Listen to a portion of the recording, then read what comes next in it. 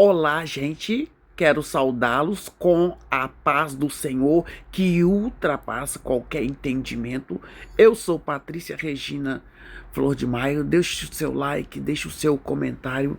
Vamos estar aí entrando no capítulo 36, onde Eliú entra com a quarta fala dele. A quarta fala de Eliú, eu achei assim, eu lendo aqui, eu estou lendo a Bíblia do adolescente, estou comentando a Bíblia do adolescente, e aqui Eliú, ele se autoelogia. Não tem problema a pessoa se autoelogiar, não. Mas acontece que estava diminuindo Jó e falando aqui, e falando assim com ele. Tudo que eu vou dizer para você aqui no capítulo 36, Jó 36, tudo que eu vou dizer aqui realmente quem está falando com você é um sábio que está falando com você.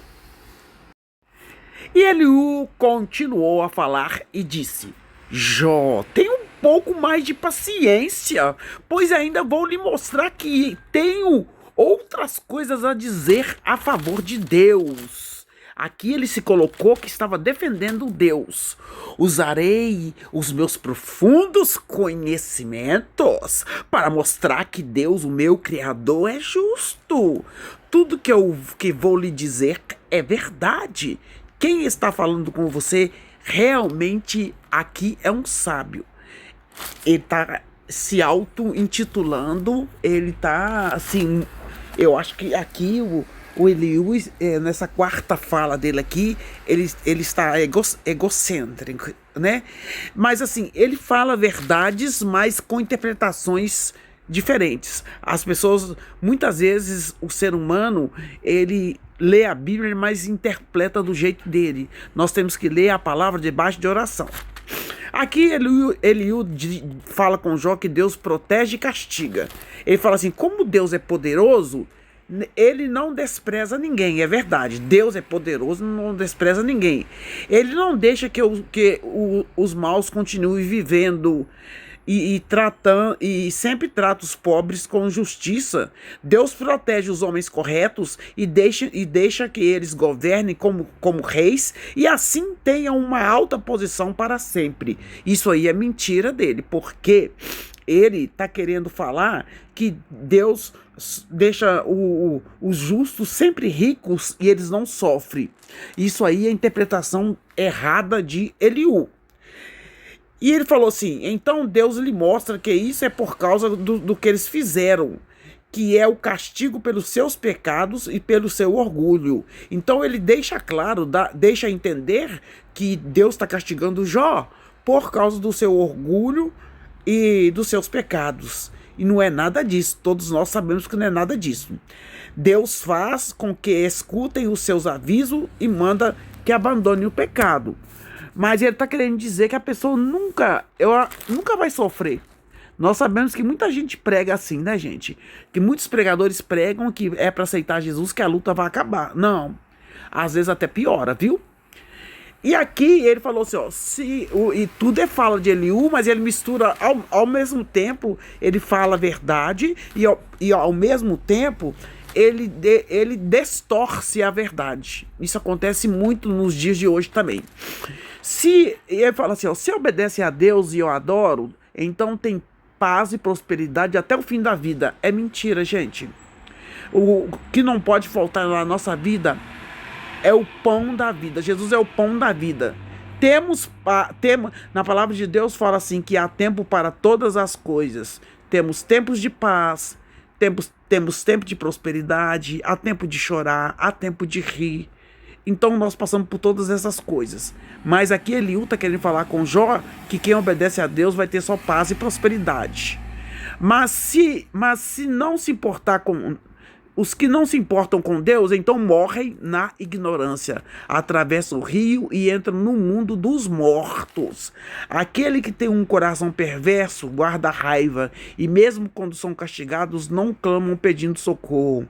Desonram seu corpo entre si e morrem em plena mocidade. Mas Deus nos ensina por meio do sofrimento e usa a aflição para abrir os nossos olhos. Ele vai aqui contradizendo, né? Agora já fala que Deus ensina por meio do sofrimento e usa a aflição para abrir os nossos olhos. Ô, gente, crente passa por aflição, passa por sofrimento, passa por alegria, por tristeza. Estou mostrando aí, né, o meu fundo aí, vocês observam que as mulheres de oração, tem aí também um menino aí, né? E são mulheres que todas têm os seus momentos de paz, amor e tranquilidade. Eu também estou aí no meio, só não estou aparecendo aí na foto, mas eu estou aí no meio. Mas aqui, olha o que Eliú fala com Jó. Você está sofrendo por causa da sua maldade. Vê se a gente pode falar isso, gente.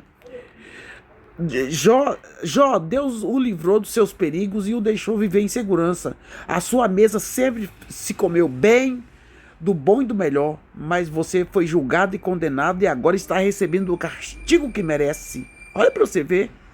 Ninguém sabia o porquê disso. Eles estavam querendo adivinhar. Eliú também era um adivinho, né? E ele falou assim, ó, não fique desejando que chegue a noite em que as nações serão destruídas. Você está sofrendo por causa da sua maldade. Cuidado, não se volte para ela. Então aqui Eliú deixa bem claro que Jó está sofrendo por causa da maldade dele.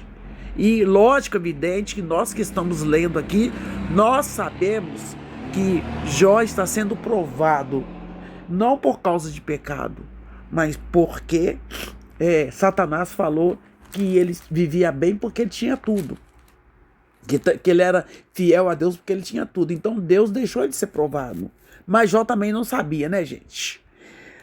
E aí, gente, ele fala assim, né? Ele fala assim, você está sofrendo porque você pecou. Ninguém pode falar isso, gente. Antigamente ensinava tão errado, né? Aqui falando assim, Eliú continua falando, como é grande o poder de Deus, como é grande o poder de Deus. Quem é capaz de governar tão bem como ele? Realmente aqui está certo. Mas eu fico, ao mesmo tempo ele fala a verdade e interpreta errado, né?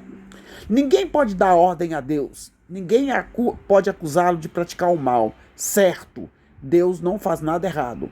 O mundo inteiro o louva pelo que ele faz. E você também não se esqueça de louvá-lo. Que é como ele quis dizer que Jó esqueceu de louvar a Deus, mas o mundo inteiro louva a Deus.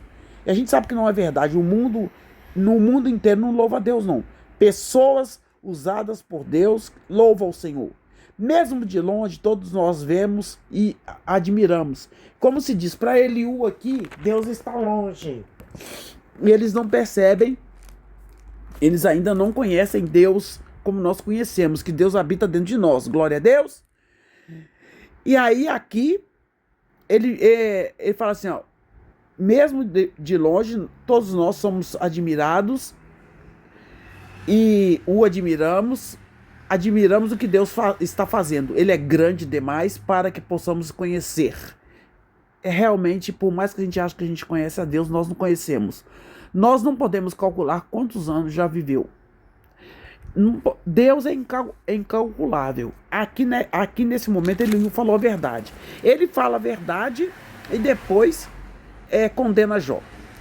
E aqui ele fala do poder e da majestade de Deus. No capítulo 36, Deus faz com que a água da terra suba por um depósito e depois se transforma em gotas de chuvas. Aqui eles não entendiam o estado gasoso, nem o líquido, nem o sólido, né? Mas eles falavam do jeito deles.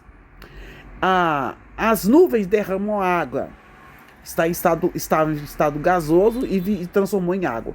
E caem em aguaceiro sobre a terra, em líquido, né? Quem entende o movimento das nuvens ou o barulho dos trovões do céu, onde Deus mora? Eles não entendiam. Nós agora entendemos, devido ao avanço da tecnologia, nós entendemos. E também através da revelação do Senhor, através da revelação da palavra de Deus. Mas aqui ele expressou do jeito que ele entendia, né? Deus espalha relâmpago em volta de si, mas o fundo do mar continua escuro. É assim que Deus alimenta os povos e lhe dá comida à vontade. Ele pega o raio com suas mãos, aqui ele usou uma metáfora, né? E manda que atinja o alvo. O gado sente que a tempestade está perto e o trovão avisa que ela vem aí.